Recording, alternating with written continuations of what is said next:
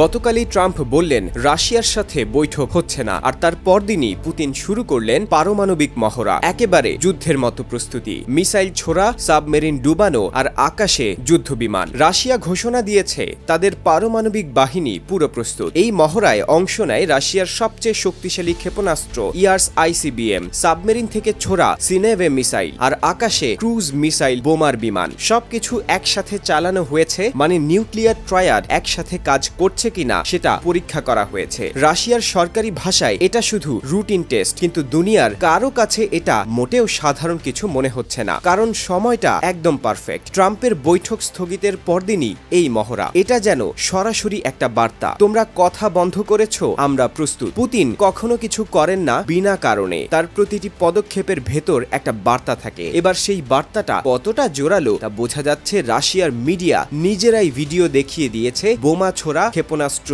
Launch, সবকিছু প্রচার করে বলেছে রাশিয়া প্রস্তুত। বিশ্লেষকরা বলছেন এটা নিছক মহড়া নয়, রাশিয়া আসলে দেখাতে চায় তারা শুধু ইউক্রেনে নয়, বিশ্ব রাজনীতিতেও বড় খেলোয়াড়। আর যখন পশ্চিমা দেশগুলো রাশিয়ার ওপর নতুন নিষেধাজ্ঞা আরোপ করছে, তখন এমন সময় এই শক্তি প্রদর্শন মানে আমরা ভয় পাই না, আমরা লড়তে জানি। এখন ভাবুন, আপনি যদি আমেরিকার জায়গায় থাকতেন, একদিন আগেই রাশিয়ার সাথে কূটনৈতিক আলোচনার দরজা বন্ধ করলেন, আর পরদিন দেখলেন পুতিন নিউক্লিয়ার মহড়া করছে। ভয়, দুশ্চিন্তা আর রাজনৈতিক চাপ সব একসাথে। আপনি কি জানেন এই মহড়ায় ব্যবহৃত এক একটা মিসাইল 11,000 কিলোমিটার পর্যন্ত যেতে পারে, মানে পৃথিবীর এক প্রান্ত থেকে অন্য প্রান্ত পর্যন্ত। আর একটা মিসাইলেই গোটা শহর নিশ্চিহ্ন হয়ে যেতে পারে। তাহলে বুঝতেই পারছেন, পুতিনের এই বার্তা শুধু ট্রাম্পকে নয়, পুরো দুনিয়াকেই উদ্দেশ্য করেই। এই মহড়ার পর ইউরোপের বেশ কিছু দেশ নড়ে চড়ে বসেছে। ন্যাটো বলেছে আমরা বিষয়টা খুব সিরিয়াসলি নিচ্ছি। এমনকি আমেরিকার প্রতিরক্ষা দপ্তরও বলেছে আমরা রাশিয়ার প্রতিটি পদক্ষেপ নজরে রাখছি। এদিকে রাশিয়ার মিডিয়া বলছে